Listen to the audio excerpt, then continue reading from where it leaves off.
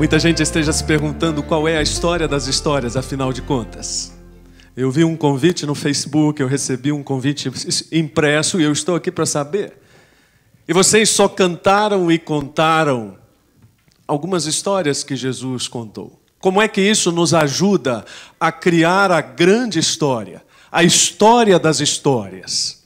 E claro, como toda boa história, nós sempre queremos uma história com começo, meio e fim, não é verdade? Eu penso que quando você assiste um daqueles filmes que não diz qual é o final, você fica meio frustrado. Pelo menos eu e minha esposa ficamos. Quando nós assistimos um filme e o filme não conta nada, no final a gente olha um para o outro e diz: espera aí, mas nós gastamos esse tempo todo e não vamos saber o final. Mas, na verdade, o que Jesus sempre deixou bem claro é que havia um começo nessa história. E nós não podemos entender a história das histórias sem entendermos qual é o começo da história. Eu gosto de brincar com as pessoas dizendo: bom, vamos recapitular desde o começo. No princípio criou Deus o céu. Não precisa ser tão do começo assim. Mas existe uma dificuldade em teologia bíblica em determinar qual é o começo. Bom, o começo é a criação do mundo. Não, mas Deus existia antes da criação do mundo. Ainda que nós não tivéssemos sido criados, a Bíblia fala em termos sido escolhidos antes da fundação do mundo. Mas aí esse começo vai ficando muito difícil para nós. Então vamos adotar um começo para esta história. Não aquele do pecado que provavelmente você está pensando, de Adão e Eva lá no jardim do Éden, mas aquele começo em que Deus aparece a eles para dizer: porém inimizade entre ti e a serpente. Ali está o começo dessa história. Porque o homem e a mulher deveriam ter morrido ali, e o que é manifestado da graça e da misericórdia de Deus evita que eles sejam fulminados naquele momento para começar uma história que não começa muito bem do ponto de vista humano. E desde então nós estamos lidando com capítulos e capítulos daquele começo, porque você sabe muito bem o que é viver lutando contra a força do inimigo. Quando Jesus diz que ele conhecia essa oposição que se fazia contra ele, não era dos fariseus, era uma oposição espiritual. Ele sabia o que estava dizendo. Quando Paulo disse que nós não precisamos lutar contra a carne e o sangue, ou seja, uns contra os outros, mas contra os principados e as potestades, ele sabia o que estava dizendo. Porque desde então a nossa história tem sido uma luta constante contra o inimigo de nossas almas. E em todos os lugares da face da terra onde o evangelho é anunciado, essa luta também acontece. Uma missionária na selva amazônica, no Peru, foi picada por uma grande víbora, uma anaconda, daquelas que você vê no cinema e que você pensa que são coisa de cinema, mas não são, elas existem na vida real. E aquilo causou em todas as tribos indígenas, porque aquela notícia se espalhou rapidamente. E aquilo causou um grande pavor, porque todos tinham como certa a morte daquela mulher. Mas então ela e as pessoas que eram tementes ao Senhor Jesus começaram a orar. Não somente para que ela fosse curada, mas para que o poder de Cristo fosse revelado naquela situação. Porque eles conheciam o contexto religioso e sabiam que todos os feiticeiros de todas as tribos davam como certa a morte daquela mulher.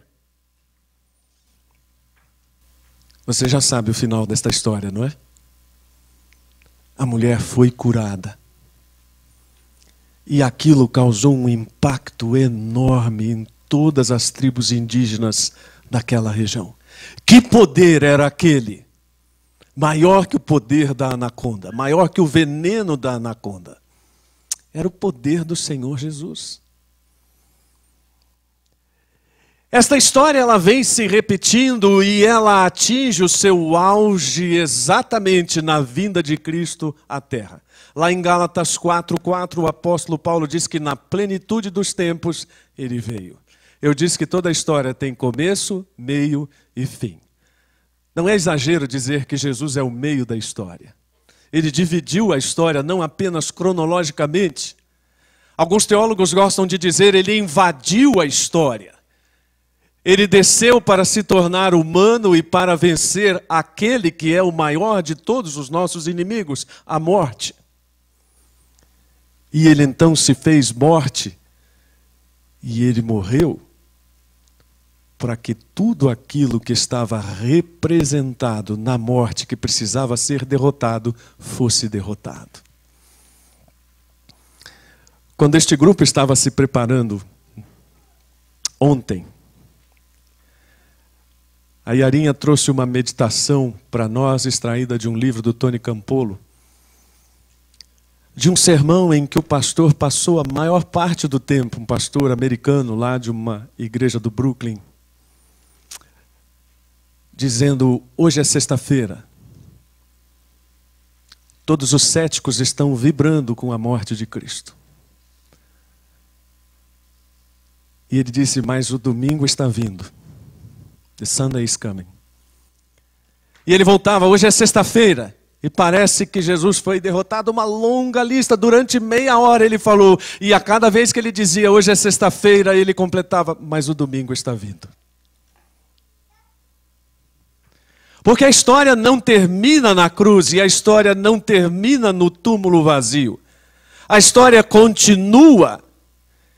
E ela termina com uma grande festa. E de novo, como eu tenho dito aqui na CB Moema, seja qual for sua posição escatológica, você não pode negar que o céu é uma grande festa.